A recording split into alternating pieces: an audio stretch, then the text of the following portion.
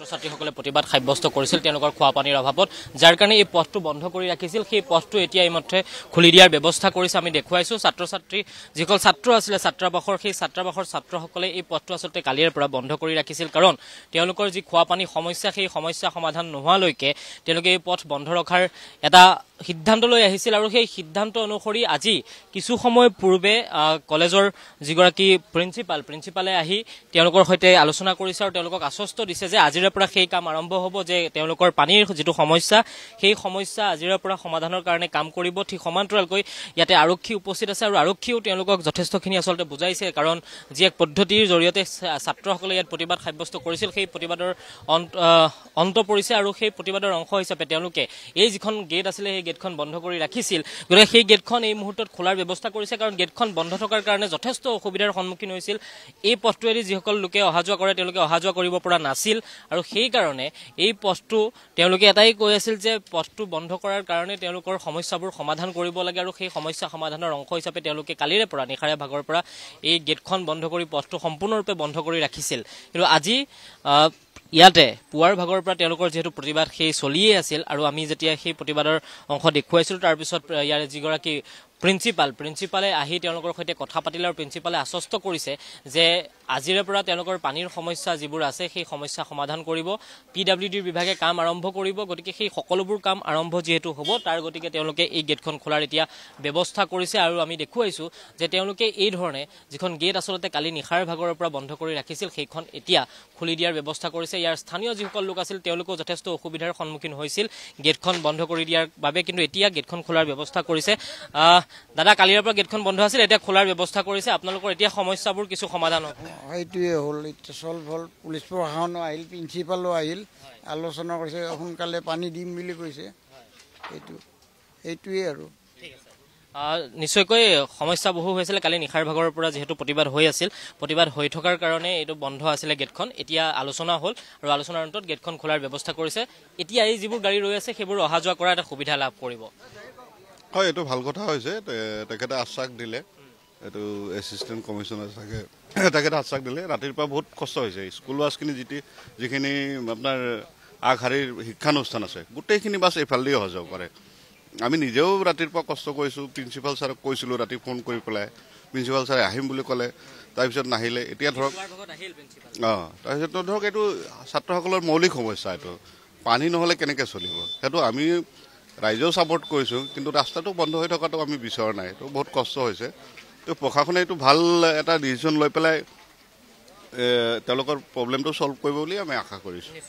আমি দেখুৱাব বিচাৰিছোঁ যে এই গেটখন বন্ধ হৈ থকাৰ কাৰণে আপুনি দুয়োটা পাৰে চাব পাৰে যথেষ্ট গাড়ী আচলতে ইয়াতে আবদ্ধ হৈ আছে। সেই গাড়ী আচলতে এই যিসকল যাত্ৰী আছে তেওঁলোকে এই পথটো ব্যৱহাৰ কৰে, আৰু এই পথটো হৈছে 7 মাইলৰ পৰা AC যিটো ৰাস্তা সেই AC এইটো পথ, আৰু এই পথটো যথেষ্ট লোকে ব্যৱহাৰ কৰে। আৰক্ষী প্ৰশাসন আহি ইয়াত উপস্থিত হ'ল, তেওঁলোকে আলোচনা কৰিলে, শিক্ষাৰ্থীসকলক বুজালে, আৰু শিক্ষাৰ্থীসকলে অৱশেষত আচলতে এই গেটখন খুলি দিয়াৰ সিদ্ধান্ত ল'লে, আৰু গেটখন খোলাৰ কাৰণে তেওঁলোকে ব্যৱস্থা ইয়াত গ্ৰহণ কৰিছে। আৰু কাৰণ কালি নিশাৰে ভাগৰ পৰা তেওঁলোকে ইয়াত প্ৰতিবাদ সাব্যস্ত কৰিছিল, ইয়াত জুই জ্বলাইছিল, কাঠৰ এই জুইসমূহ আমি দেখুৱাই জুই জ্বলোৱা এয়া স্থান, তেওঁলোকে জুই জ্বলাই নিশাটো প্ৰতিবাদ সাব্যস্ত কৰিছিল, কাৰণ তেওঁলোকৰ এটাই দাবী যে তেওঁলোকৰ পানীৰ সমস্যা সমাধান কৰিব লাগে, কাৰণ বিগত 12টা দিনে তেওঁলোকে পানী লাভ কৰা নাছিল, আৰু সেই পানী নোপোৱাৰ কাৰণে যথেষ্ট অসুবিধাৰ সন্মুখীন হৈছিল। গতিকে সেই অসুবিধাৰ সন্মুখীন যাতে তেওঁলোকে আৰু হ'ব নালাগে, ইয়াৰ এটা স্থায়ী সমাধান লাগে, আৰু সেই স্থায়ী সমাধানৰ কাৰণে তেওঁলোকে এই প্ৰতিবাদ সাব্যস্ত কৰিছিল। আৰু এই প্ৰতিবাদৰ অংশস্বৰূপে তেওঁলোকে এনেধৰণে এই যিখন গেট মূল এই যিটো পথ PWDৰ এই পথ বন্ধ কৰি ৰাখিছিল তেওঁলোকে, আৰু এই পথটো এতিয়া মুকলি কৰি দিয়াৰ যি ব্যৱস্থা ছাত্ৰসকলে তেওঁলোকৰ প্ৰতিবাদ ভংগ কৰিলে, আৰু গেটখন ইতিমধ্যে খুলি দিছে। আমি দেখুৱাইছোঁ এই গেটখন বন্ধ হৈ আছিল, গেটখন ইতিমধ্যে এতিয়া খুলি দিয়া হৈছে, আৰু এই গেটখনৰ যোগেদি বহু লোক আচলতে অহা যোৱা কৰে, যাতে এই অসুবিধাৰ আৰু কোনো সন্মুখীন হ'ব নালাগে তাৰ কাৰণে তেওঁলোকে ব্যৱস্থা গ্ৰহণ কৰিছে। আমি দেখুৱাইছোঁ, আৰু এয়া গেটখন খুলি দিছে। সকলোৱে এয়া যিসকল যাত্ৰী আছিলে আবদ্ধ হৈ তেওঁলোকে ইতিমধ্যে এনেধৰণে এই পথৰে অহা যোৱা কৰিছে। আমি পুৱাৰ ভাগৰ পৰা সেই দৃশ্যসমূহ দেখুৱাইছিলোঁ যে এই পথটো আবদ্ধ হৈ আছিল, গেটখন বন্ধ কৰি ৰাখিছিল। শিক্ষাৰ্থীসকল অৱশেষত তেওঁলোকৰ সেই যি দাবী সেই দাবী পূৰণৰ কাৰণে প্ৰিন্সিপালগৰাকীয়ে যি আশ্বাস দিলে, আৰক্ষীয়ে যি আশ্বাস দিলে, সেই আশ্বাসত তেওঁলোক আশ্বস্ত হ'ল, আৰু তেওঁলোকে আশ্বস্ত হৈ এই পথটো এতিয়া মুকলি কৰি দিছে। যিটো পথ কালি নিশাৰে পৰা বন্ধ হৈ আছিল সেই পথটো ইতিমধ্যে মুকলি কৰি দিয়াৰ ব্যৱস্থা কৰিছে। চিন্তু অৱশেষত সমাধান সূত্ৰ ওলাল, আৰু যাৰ বাবে পথটো এইদৰে মুকলি কৰি দিছে সকল শিক্ষাৰ্থীয়ে। এই মুহূৰ্তত চিন্তু আপোনাক ধন্যবাদ জনাইছো। নোহোৱাটো হয়, মানে ডিপ টিউবৱেল 2টা খেলি লৈছে, দুইটা ফেইল হৈছে। গতিকে একৰ্ডিংলি মই জনাইছোঁ, PWDক জনাইছোঁ, মোৰ হায়াৰ অথৰিটিক জনাইছোঁ যে এনেকুৱা এনেকুৱা হৈছে হোষ্টেল নাম্বাৰ 3। PWD এনেকুৱা নহয় যে মই ভবা নাই যে তেওঁলোকে একো কৰা নাই, কৰি আছে, কিন্তু গভৰ্ণমেণ্ট প্ৰচেছ তো definitely it will take time little bit. আৰু ডিপটি ৱেল এটা কমপ্লিট কৰোঁতেতো সময় লাগিব কিছু। গতিকে ইন দি মিন টাইম আমি টেংকাৰেদি পানী ছাপ্লাই আৰম্ভ কৰি দিছোঁ। সেইটো কলেজ অথৰিটিয়ে কৰিছে, আমাৰ নিজৰ পৰা মই এৰেঞ্জ কৰি দিছোঁ। গতিকে সেইটো যদি ঠিকে থাকে হয়, একচুৱেলি 10,000 মই GMCৰ পৰা 2,000 আহে আৰু 8,000 আছে এটা প্ৰাইভেট পাৰ্টিৰ পৰা আহে। মই ভাবি আছোঁ যে সেইটোৰে হৈ আছে কাফি ছাফিচিয়েণ্ট, আৰু 66 বৰ্ডাৰৰ কাৰণে সেইটো হ'বও লাগে হিচাপ মতে। কিন্তু চামৱেৰ কিবা এটা গণ্ডগোল চাগে হৈছে।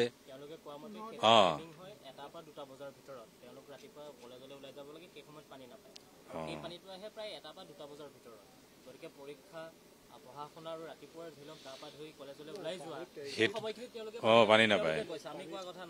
বুজিছোঁ।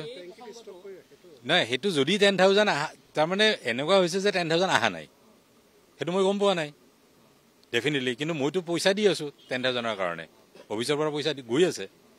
যদি সেইটো হোৱা নাই তেতিয়াহ'লে সেইটো উই নিড টু চেক ইট, কিনো হৈ আছে ঘটনাটো। যদি 10,000 আহিছে তেতিয়াহ'লে সেইটো 24 আৱাৰ্ছ ধুনীয়াকৈ চলিব লাগে। তাৰমানে পানী নাই পোৱা মানে 10,000 অহা নাই, যদি চামৱেৰ কিবা এটা লেকুনা হৈছে আৰু। গতিকে সেই লেকুনাটো এতিয়া ইনভেষ্টিগেট কৰিব লাগিব এতিয়া, কাৰণ এতিয়াহে মই গম পালোঁ যে